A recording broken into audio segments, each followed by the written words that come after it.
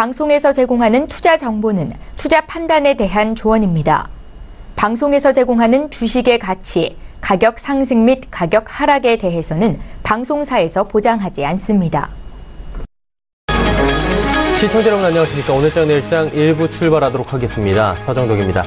전일 미국 증시는 소폭 상승 마감했습니다. 그러다 보니 우리 시장도 그동안 워낙에 많이 빠졌고요. 전일 유례없는 급락까지 나왔습니다. 기술적 반등이 나오기 충분한 자리다라고 느꼈던 걸까요? 오전까지는 기술적 반등 구간에서 양시장 모두 상승 흐름 가져갔습니다. 하지만 오후 들면서 시장 상황 급변하고 있는 추세입니다. 일단 거래소 쪽 하락 반전 먼저 했고요. 코스닥 시장도 잘 버티다가 조금 전 1시 40분경부터 급락이 나타나면서 1%대까지 낙폭이 커졌다가 현재 0.7% 정도의 낙폭이 기록이 되고 있습니다. 투심이 악화되고요. 투매가 나오고 있는 장세입니다.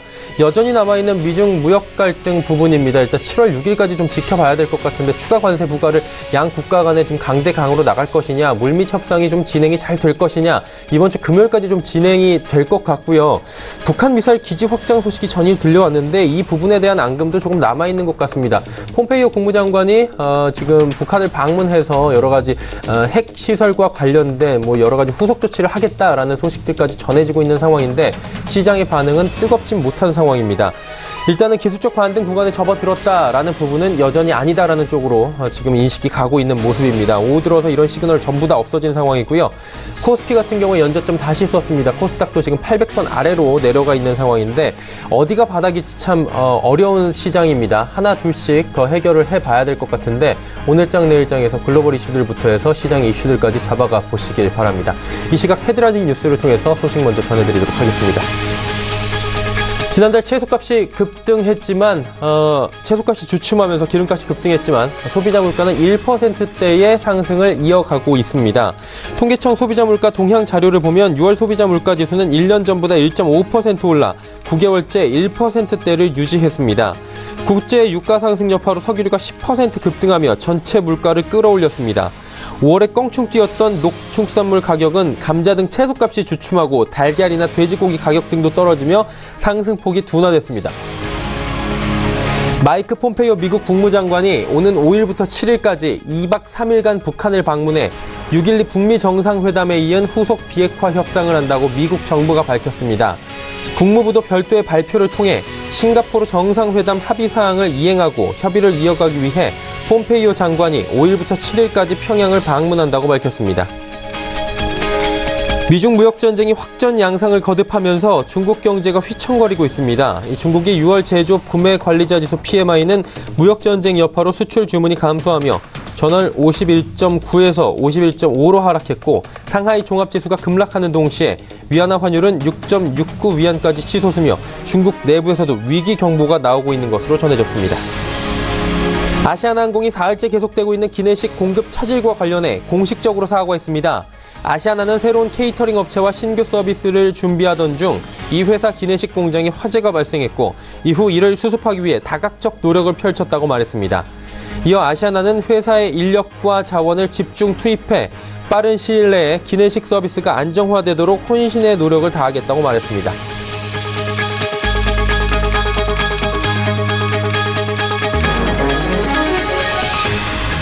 자, 국내 증시 흐름 이어가도록 하겠습니다. 코스피 지수 2259포인트대까지 빠졌습니다. 12포인트가 넘게 하락하고 있고요. 연저점 다시 뚫고 내려가고 있는 상황입니다. 2300선 지금 무너진 지 이틀 만에 2250선대까지 지금 추락한 건데요. 일중 흐름들 바로 체크해 보도록 하겠습니다. 보시다시피 장 초반에 좀 상승하면서 버티나 했는데 정오 이후부터 지금 급락세가 이어졌고요. 1시 한 40분경부터 갑작스럽게 지수가 지금 고꾸라지는 모습들을 보여주고 있습니다. 2254포인트대까지 급락을 단숨에 했고요. 현재 포인트도 2259포인트대에서 거래가 되고 있는 상황입니다. 자, 수급 주체 확인해 보도록 하죠. 수급 주체 보시면 개인 외국인 사고 기관 팝니다. 기관이 1887억 원. 일단 기관 어제 이어서 오늘도 매도하고 있는데 기관의 프로그램 매도가 특히 혹시나 많이 나오고 있는 상황입니다. 금융투자 쪽에서 417억 원이나 매도가 나오고 있는데 프로그램 손절 물량들 오늘도 쏟아져 나오고 있는 상황입니다. 반대로 외국인은 1,505억 원 정도 사주고 있는 상황입니다. 자, 그렇다면 시가총액 상위 종목들의 흐름 변동이 있는지 살펴보도록 하죠.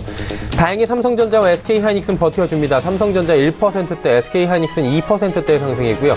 셀트리온 약보합입니다. 그리고 삼성바이오로직스는 1.93% 올라갑니다. 다음 살펴보도록 하죠. 포스코, 현대차, 네이버, LG화학, KB금융까지 전 종목 하락하고요. 현대차 또 연저점입니다. 12만 원도 지금 위태위태해 보이는데 현대차 같은 경우에는 수입차 관세 부분 트럼프 대통령의 언급과 이어서 또 지금 파업 부분이 가결됐다라는 소식이 들려오면서 이중고입니다. 현대차 지금 주가 상황이 좋지가 못한 모습입니다. 다음 살펴보도록 하죠. 11위부터 15위 종목들입니다. 삼성물산도 연저점 부분이고요. LG생활건강이 오늘 4.65% 빠지는데 LG생활건강뿐만이 아니라 중국 관련 소비주들 오늘 호텔신라, LG생활건강, 신세계 전체적으로 어려운 분위기입니다. 한국전력도 31,000원대까지 다시 내려왔고요. 신한지주, 현대모비스도 빠져내려가고 있는 상황입니다. 전체적으로 파란불입니다. 코스닥 살펴보도록 하죠. 785포인트대입니다. 4.81포인트 하락하고요. 코스닥 지수 오늘 계속해서 상승하고 있었는데 조금 전 시간에 갑자기 급락이 일어났습니다. 0.61% 빠지고 있고요. 일중으로 잠시 체크해보도록 하겠습니다. 보시다시피 800선 위에서 움직이고 있었습니다. 그런데 정오 부근부터 분위기가 심상치 않더니 1시 이후부터 지수 꺾였습니다. 780포인트대까지 갑자기 급작스럽게 13포인트가 지금 빠져내려왔고요. 한 저점 대비해서 5포인트 정도는 반등이 나왔는데 그래도 지금 낙폭이 꽤 있는 상황입니다. 기술적 반등 전혀 나오지 않고 있는 오후 장세인데 수급 주체 만나보도록 하죠. 외국인 기관 쌍끌이 매수 나옵니다. 기관 307억 원 사고요. 외국인 1253억 원 순매수합니다. 개인이 1601억 원 순매도하면서 일단은 개인 같은 경우에는 지금 매도를 먼저 하고 있는 양상입니다. 시가총액 상위 종목들의 흐름 살펴보도록 하죠. 보시다시피 잘 달리던 종목들도 전체적으로 빠져내려갑니다. 메디톡스도 큰 폭의 상승이 나오고 있었는데 3%대까지 상승폭 줄였고요. 바이로메드, 신라젠, 셀트리온 헬스케어 모두 빠집니다. CJNM은 오늘도 아직까지는 합병 관련해서 거래 중지 상태입니다. 다음 살펴보도록 하죠. 6위부터 10위 종목들입니다. HLB 오늘 상승 하나 있는데 다시 하락 반전했고요. 스튜디오 드래곤도 강보합권까지 내려왔습니다. 셀트리온 제약, 펄어비스도 빠지고 포스코 캠텍이 유일하게 3%대 좋은 흐름 가져갑니다. 다음 살펴볼까요? 나노스가 지금 13% 급락 나옵니다. 그동안 좀 잘 버텨주던 시장에서 나노스가 850원이나 빠지면서 5,000원대까지 순식간에 내려갔습니다. 카카오멜론 올라가고요. 슈젤이 오늘 급등합니다. 그리고 컴투스 올라가고 코오롱티 슈진도 오늘 잘 달리다가 오후 들어서 하락 반전했습니다. 원달러 원율의 흐름 살펴보도록 하죠. 상승하고 있습니다. 1122원대에서 거래가 되고 있는 모습이고요. 2원 70전 상승합니다. 금일본 방송에서 제공해드리는 정보는 투자 판단에 대한 조언일 뿐입니다. 해당 주식의 가치와 수익률 보장해드리지 않는다는 점 참고해 주시길 바랍니다.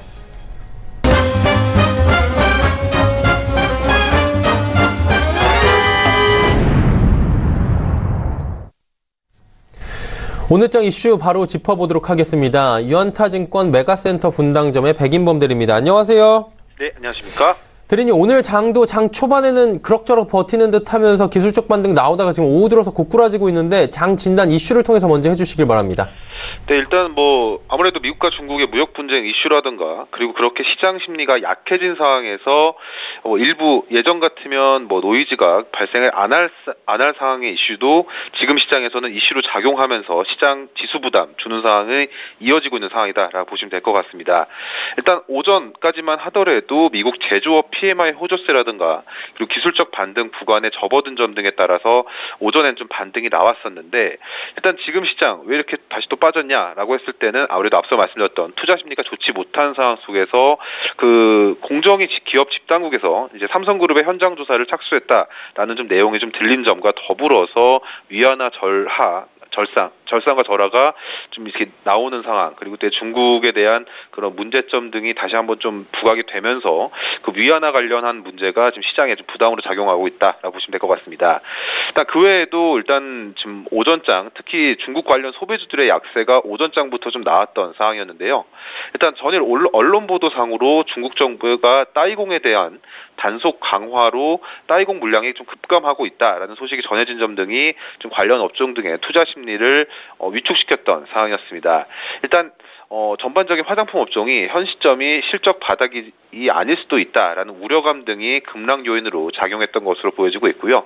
일단 이러한 따이공 이슈가 전반적인 화장품 업종 심리를 좀 위축시켰던 상황이었었고, 일단 언론 보도 내용상으로는 일단 좀 과장된 측면이 좀 있었습니다. 일단 기업형 따이공 사업자의 경우에는 전체 화장품 매출 규모의 10% 미만 수준인 점, 또 그리고 보도가 된 홍콩과 심천 루트 일부의 단속에도 불구하고 상해 쪽으로 우회할 수 있는 점 등은 이러한 그 우려감이 생각보다 크지 않다라는 좀 팩트는 있는 상황이지만 앞서 말씀드렸던 시장 심리가 좋지 못한 상황에서 일부 노이즈가 좀 극대화되는 그런 모습을 보여주다 보니 화장품 관련 업종의 하락세를 좀 이러한 그 루머 아닌 루머가 지금 영향을 미치고 있는 상황이다라고 보시면 될 것 같습니다. 일단 결론적으로 말씀드리자면 현재 그 화장품 업종 가운데에서는 일단 지금 주가 수준이 좀 무난한 종목들로 옥석 가리기를 하는 기회로 좀 삼으시면서 일단 그 안에서도 뭐 중국으로 새로 진출하는 업체라든가 뭐 따이공 매출 비중이 적은 업체 등은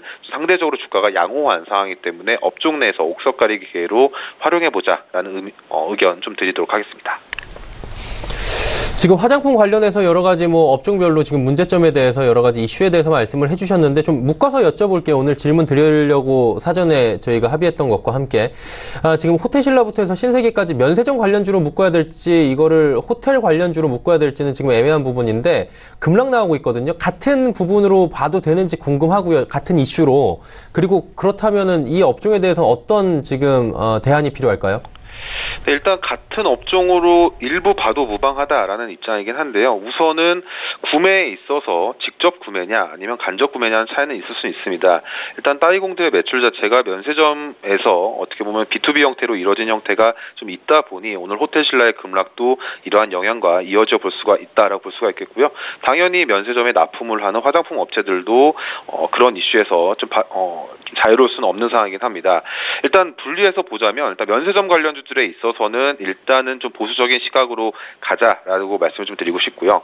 화장품 업체 같은 경우에는 최근에 뭐 중국인들의 구매 루트 가운데가 꼭 면세점으로 이 화장품이라든가 기타 뭐 한국 제품들을 구매하는 루트도 있긴 하지만 뭐 인터넷 직접 구매라든가 그 외에 유통업체들이 다른 경로로 좀 매출을 나오는 경우가 좀 있는 상황이기 때문에 꼭 면세점 루트를 통해 가야 되는 건 아니다라고 좀 보고 있습니다. 그렇기 때문에 그 안에서도 오히려 화장품 내로 좀 면세점 관련주들은 좀 보수적으로 보시면서 화장품주들에 대한 그런 압축 전략으로 가시는 것이 좀 바람직하지 않나라고 보여지고 있고요.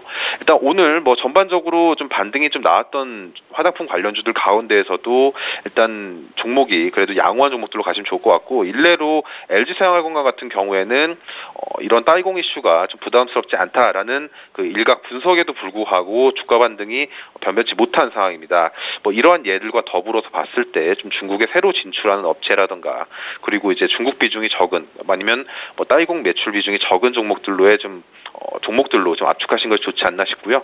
오늘 종목 예만 하나 들자면 뭐 이치환불 같은 경우에는 이런 상황에도 불구하고 좀 재차 상승을 하는 모습을 좀 보여주고 있는 상황입니다. 일단 종목상으로 좀 저수없이 말씀드렸지만 종목상으로 좀 정리를 하자면은 오늘 소폭 하락이라든가 상승 나오는 종목들에 주목하시면서 그 외에도 아우딘 퓨처스, 네오팜, 애경산업 등에 있어서는 이런 그 업종 내에서 이런 종목들 위주로 집중해 보시는 전략으로 업종 전략 좀 택해 보자라는 말씀드리겠습니다. 뭐 화장품이나 여러 가지 면세 관련 업종들 루머에 지금 하락하는 종목이다라고 관련 전략들 주셨는데 전체적인 그렇다면 시장 전략도 궁금합니다. 어떻게 가져가는 게 좋을까요? 네, 일단 오늘 방금 전 1시 반 정도부터 현재 지금 방송하고 있는 시간까지 지금 변동성이 또 급변하고 있는 상황입니다. 아까 코스닥 지수만 보더라도 1% 넘게 하락하는 모습 보이다 지금은 0.4%대로 지금 낙폭을 축소하고 있는 모습인데요. 일단 지금 시장 아무래도 투자 심리가 위축된 상황에서 일부 노이즈가 발생하면 그 노이즈는 좀 증폭돼서 다시금 또 급락을 나오는 요인으로 작용을 하고 있고요. 지금 대부분의 시장 참여자들이 반등이 나오면 일단 줄여보자라는 그런 심리가 있는 상태에서 뭔가 모를 악재가 나온다고 했을 때는 바로 매도가 나오는 그런 상황이 좀 연출이 되고 있는 상황입니다. 일단 지금 시장 이렇게 6월 14일부터 약 거의 한 2, 3주간 시장 체력이 상당히 약해져 있는 상태에서 도리어 이렇게 이런 구간이 그렇게 지속될 거다라고 보고 있지는 않고 있고요. 일단 지금 상황에서는 반등 구간이 좀 접어들 수 있는 여지가 좀 있다라고 보고 있습니다. 그렇기 때문에 지금 상황에서는 섣부른 매도보다는 신규 매수 혹은 보유하는 전략이 좀 맞다라고 보고 있고요. 일단 무조건 방망이는 짧게 잡으시면서 단기 수익 구간으로 좀 접어들자라고 말씀드리겠습니다. 일단 시간 상황상 간략히만 정리하자면 업종과 종목 압축해서 트레이딩 전략으로 대응하시면서 가지고 가실 건 가지고 가시는 전략으로 보시면 좋을 것 같고요. 앞서 이슈에서도 말씀을 못 드리긴 했지만 오늘 SKC라든가 코오롱인더들 급락 나오고 있는 상황입니다. 삼성전자의 폴더블 이슈가 좀 나오고 있는 상황인데요. 일단 그 가운데에서는 SKC가 좀 주목할 볼만한 종목이다라고 보고 있습니다. 일단 CPI 필름 외에도 그 반도체 소재라든가 실적 상승이 코오롱 인더 대비 양호한 상황이기 때문에 일단 지금의 급락에 있어서 SKC의 저가 매수 기회로 활용해보는 전략도 참고해 보시면서 현재 구간은 급락 시 매수 그리고 다시 반등 나왔을 때 매도하는 전략으로 당분간 이어나가시면서 보유하고 있는 핵심 종목을 다시 한번 추리는 그런 전략으로 시장 전략 대응하자는 말씀드리겠습니다. 일단 트레이딩 기간을 좀 짧게 가져가자 이 부분이 좀 유효한 것 같습니다. 오늘 말씀 여기까지 듣겠습니다. 고맙습니다. 네, 감사합니다. 유한타증권 메가센터 분당지의 백인범 대리였고요. 이슈 칼럼 바로 이어집니다.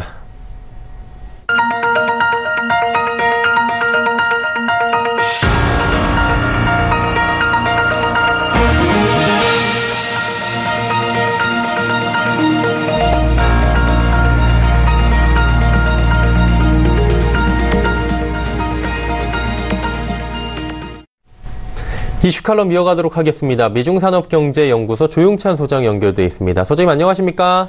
예, 안녕하십니까? 중국 경기에 빨간불이 켜졌다 저희가 오늘 헤드라인 뉴스도 살짝 전해드렸는데 좀 더 자세히 여쭤보도록 하겠습니다. 제조업 PMI 지수가 전월 대비 0.4% 정도 하락했다라는 소식들이 들어와 있습니다. 하락 이유 중국 경제가 좋지 못하다라고 저희가 개괄적으로 말씀을 드렸는데 좀 자세히 듣고 싶고요. 이것들이 PMI 지수 하락이 중국 경제에 미치는 영향은 어느 정도일까요? 네, 중국의 국가통계국에 따르면 6월 제조업 PMI 같은 경우에는 51.5까지 내려갔는데요. 아직까지는 경기 확장을 의미하는 50선을 23개월 연속 넘긴 상태입니다. 하지만 좀 내용을 들여다보면은 중국 정부가 세 차례 지지율 인하를 실시했는데요. 체감 지표가 여전히 살아나지 않고 있는 상황입니다. 문제는 앞으로 이런 추세가 조금 더 지속이 되지 않을까 보여진다는 점인데요. 6월 PMI 지표 중에서 가장 두드러지게 하락한 것이 신규 수출 수주지수입니다. 50선을 밑돌았는데요. 미중 마찰이 이제는 경제 지표에 반영이 되면서 생산 지수뿐만 아니라 신규 수주 지수까지 좀 악화되는 그런 상황입니다. 6일이죠. 미중 관세 전쟁이 시작되면은 중국 기업들의 체감 지표가 더 악화될 수밖에 없고 또 중국 정부 입장에서는 위에나 하락을 용인하는 쪽으로 나갈 가능성이 크지 않을까 보여집니다. 문제는 기업들 입장에서 봤을 경우에 위에나 하락은 한편으로는 호재지만 국유기업이라든지 지방정부의 그 채무 위험이 다시 부각이 될 수가 있고요. 그렇게 되면 2015년 6월 달처럼 위에나가 갑작스럽게 며칠 사이에 5%가 하락할 수가 있습니다. 이렇게 되면 주가 폭락뿐만 아니라 차이나 쇼크가 재현될 수가 있기 때문에 앞으로 우리 시장에서 투자하시는 그 시청자 여러분들께서는 위에나의 움직임, 특히 중국 증시의 움직임이 각별히 유념하실 필요가 있지 않나 이렇게 보여집니다. 일단 중국 경기가 심상치 않다 이렇게 정리를 해주시는 것 같은데 중국 쪽 좀 동향을 여쭤보도록 할게요. 중국 쪽의 경제학자나 기업인들 같은 경우에는 미중 간의 무역 분쟁에 대해서 지금 어떤 의견을 가지고 있는지 어떤 생각을 가지고 있는지 나오고 있을 텐데 어떻습니까? 그쪽 동향은? 네, 중국 안에서 언론들은 시 주석의 결사항전 자세에 대해서 칭찬을 하고 있지만 기업인들 입장에서는 경영 계획을 세우는데 매우 어려워하는 그런 모습을 보여주고 있는데요. 아무래도 공산당 독재 체제 특유의 그 불투명성이 이제 드러나기 시작하고요. 또 미국 제품의 불매 운동 가능성까지도 언급하고 있는 상황이기 때문에 중국 기업들 입장에서는 해외 수출해야 먹고 사는 자기들 입장에서는 차이나 리스크가 불거질 수가 있기 때문에 아무래도 투자를 좀 줄일 수밖에 없지 않느냐 이런 생각들을 갖고 있는 그런 모습입니다. 사실 중국 경제 전체로 봤을 경우에는 중국은 미국보다도 견딜 만한 체력이 없다는 점이 우려가 되는데요. 우선 중국의 지방 정부의 채권들 같은 경우는 6,800조 원 정도까지 지금 늘어나 있는 상태입니다. 갖겠다는 지방 정부가 현재로는 전혀 없는 상태고요. 이 때문에 교사뿐만 아니라 공무원들 급여가 체불되는 사태들이 좀 속출하고 있고요. 더 기업인들에서 걱정되는 것은 지방 정부가 발주한 인프라 투자라든지 각종 그 산업 컨벤션 센터 공사 같은 경우에는 공사 대금을 지불하지 못하는 중단 선언들이 일어나고 있다고 합니다. 공산당이 가장 두려워하는 것은 지방정부 채무 위기가 경제 위기로 전염되지 않을까 하는 그런 문제인데요. 현재 중국 기업들의 빚 같은 경우는 20조 달러 정도 됩니다. GDP 1.6배인데요. 또한 이런 그 기업들뿐만 아니라 금융기관 그리고 외국으로부터 차입한 금액이 연간 2,500억 달러씩 계속 늘어나는 상황이기 때문에 중국 기업들은 아무래도 걱정할 수밖에 없는 상황인데요.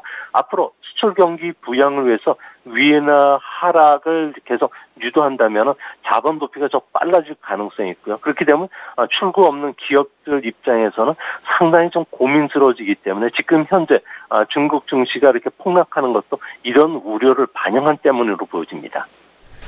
자, 그러다 보니까 7월 6일 이번 주 금요일이 또 변곡점이 될 것 같습니다. 미중 간의 무역 전쟁, 일단 1차전 관세를 진짜 부과하느냐 부분인 것 같은데 소장이 보실 땐 진짜 부과가 될 것인지 이렇게 보시는지 궁금하고요. 정말 발동된다면 어떤 영향이 시장에 올 것으로 보십니까? 네, 아직 미중 간에는 그 비공개 물밑 협상이 지금 진행되고 있는데요. 추측 단계지만 관세 전쟁으로 그 경제가 충격을 주는 사항은 서로 피해야 되겠다는 생각을 갖고 있는 그런 뉴스들이 좀 나오고 있습니다. 아무래도 낙관하는 이유는 트럼프의 그 대중국과 관련된 추가 관세 부과, 투자 제한은 부동산 흥정과 같이 극단적인 협상 기술의 하나이기 때문인 것으로 보여지는데요. 자신이 의도한 대로 무역 협상이 흘러가지 않자 최대한 압박을 통해서 막판 협상 타결을 미국에 유리하게 가져가기 위한 행동으로 보여집니다. 추가 관세가 되더라도 협상을 통해서 2천억 달러 추가 관세 부과 진행되는 것은 막을 것으로 보여지는데요. 이번에 관세 한 500억 달러 상당의 관세 부과는 서로 무역량이 절반 정도, 500억 달러의 절반 정도가 줄더라도 미중의 GDP는 0.1%밖에 영향을 미치지 못합니다. 미국의 GDP는 약 19조 달러이기 때문에 500억 달러는 0.2%에 불과하고요. 이 중에 수출이 절반 정도 줄더라도 0.1% 성장률 하락에 그치기 때문에 아무래도 미국 입장에서는 그 규제 완화라든지 그리고 재정 정책을 통해서 충분히 이를 극복할 수 있다는 점에서는 그렇게 심각하게 그 반영되지는 않을 것으로 보여집니다. 그리고 이 미중 간의 무역 분쟁 사태가 우리나라에도 지금 적잖이 영향을 미치고 있는 것 같은데 향후에도 그렇고 지금도 그렇고 계속해서 영향을 주고 있는데 이 부분 좀 짚어주시겠습니까? 네, 아무래도 사람들 심리에는 먼저 영향을 주게 되는데요. 그 때문에 경영자들의 그 의사 결정에는 설비 투자라든지 인력 채용 속도를 줄일 수가 있기 때문에 경기 감속 요인으로 우리나라에도 작용할 것으로 보여집니다. 우리나라는 중간재나 자본재를 중국에 한 3,500개 공장에 보내서 이를 조립해서 미국에 수출하는 경제 구조를 갖고 있는데요. 이 때문에 500억 달러 상당의 관세 전쟁이 일어난다면은 아무래도 한국 경제에 미치는 영향은 GDP 한 0.2% 정도가 되지 않을까 보여집니다. 경제에 미치는 영향은 크진 않지만 산업별로 보면은 기업의 수익성에 영향을 줄 수가 있는데요. 특히 수출 기업의 실적 악화라는 영향이 크지 않을까 보여집니다. 다행인 것은 트럼프 행정부의 관세 공세가 진정 기미를 지금 보이고 있다는 점인데요. 올해 11월 중간 선거를 앞두고 6월 달 말까지는 각 당의 후보자 간 경쟁이 치열하게 치러졌기 때문에 트럼프 입장에서는 이들 편을 좀 들어줬던 것으로 보여지고요.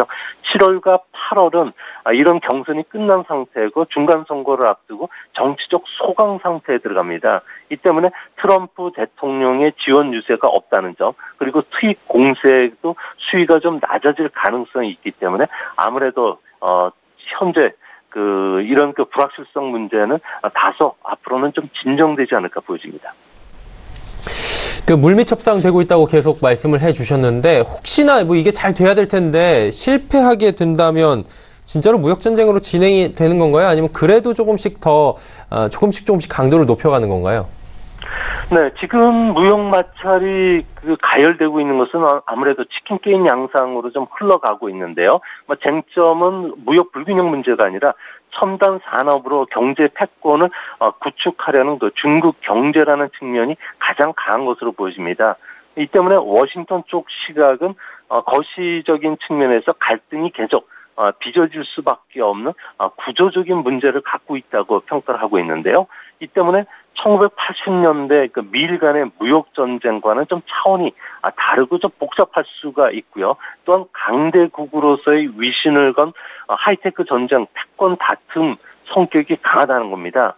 이 때문에 앞으로 최첨단 테크놀로지 그리고 미래 안보를 좌우한 근간을 놓고 다투는 격렬한 싸움이 계속 진행될 가능성이 높을 것으로 보여지고요. 또 미중 간에는 하이테크 기업을 겨냥한 투자 규제뿐만 아니라 안보를 이유로 중국 기업으로부터의 수익 규제, 그리고 미국과 거래하는 동맹국 기업들에게 중국 기업의 부품을 납품하는 것을 규제하는 다양한 제재안이 내려질 가능성이 크다는 점에서는 일시적인 휴전 이후에는 또다시 무역 문제가 또 수면 위로 부상할 수가 있고요. 이런 문제들은 구조적으로 10년, 20년 정도 계속 진행되는 문제가 되지 않을까 보여집니다.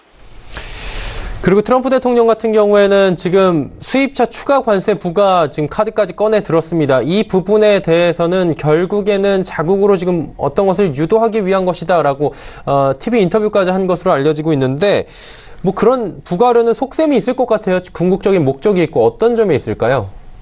네, 수입품에 관세를 부과하는 목적은 국내 산업의 보호 때문에 그런데요. 세계적으로 용인해주고 있는 것은 농산물, 축산물 쪽에 관세를 붙이는 경우입니다.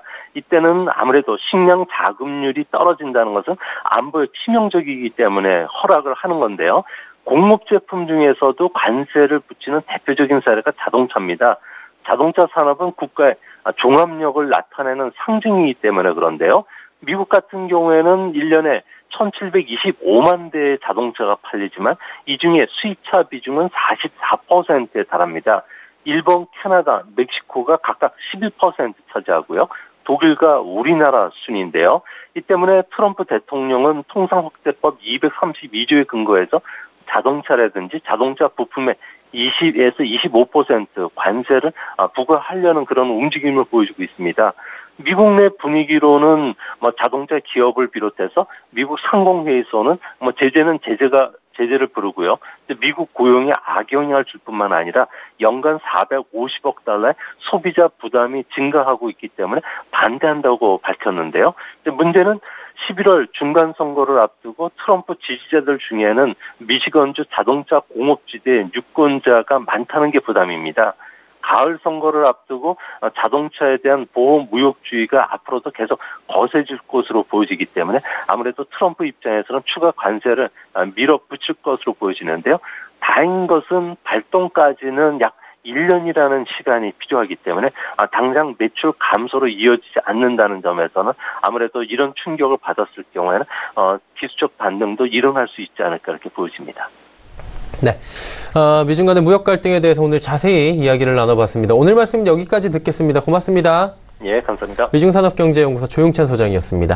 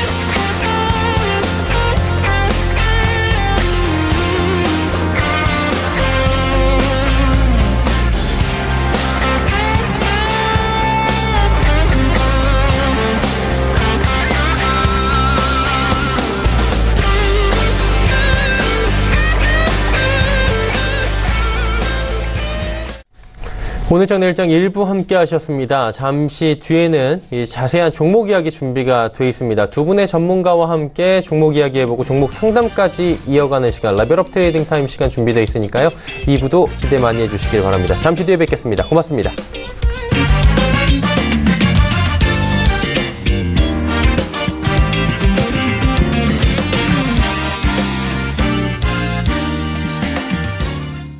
본 방송에서 제공하는 투자 정보는 투자 판단에 대한 조언입니다.